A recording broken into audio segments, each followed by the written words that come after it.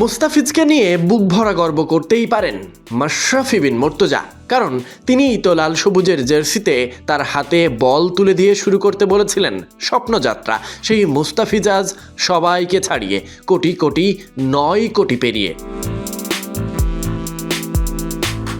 আজ বল তুলে দেওয়ার সক্ষমতা না থাকলেও একটা স্ট্যাটাস তো তুলে দিতে পারেন। ফেসবুকে টাইগারদের এক সময়ের জাদুকরী অধিনায়ক লিখেছেন, অভিনন্দন ফিজ, বর্তমানে যে ফর্ম তাতে অবাক হওয়ার কিছুই নেই, বরং আরও দারুণ কিছু করবে। মুস্তাফিজুর রহমানকে 9 কোটি 20 লক্ষ রুপিতে কলকাতা নাইট রাইডার্স দলে নিয়েছে, যা বাংলাদেশি ক্রিকেটার হিসেবে নিঃসন্দেহে গর্বের, একই সঙ্গে মাইল ফলকও।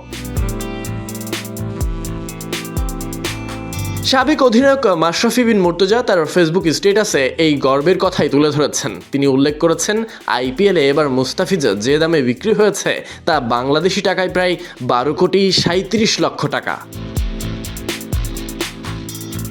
আইপিএলের নিলামে এমন কাড়াকাড়ি সঙ্গে এত দামে কেনা, যা বাংলাদেশি ক্রিকেটারের জন্য বড় স্বীকৃতি। মুস্তাফিজ এখন দারুণ ফর্মে আছেন, আর সেই বিশ্বাস থেকেই তার অধিনায়ক আশা প্রকাশ করেছেন মুস্তাফিজ আবারও প্রমাণ করবেন, ভালো কিছুই করে দেখাবেন, আর সমর্থকেরা অপেক্ষায় থাকবে তিনি প্রমাণ করবেন তিনি কেন এতটা মূল্যবান। এবার বাঙালি শহর কলকাতার জার্সিতে বাড়তি প্রত্যাশা তো থাকবেই। বিশ্বকাপের আগে বাঙালি ক্রিকেটার হিসেবে মুস্তাফিজুর রহমান এক্সট্রা অ্যাডভান্টেজ পাবেন, ভালো কিছু করবেন, সেটাই আসলে কাম্য।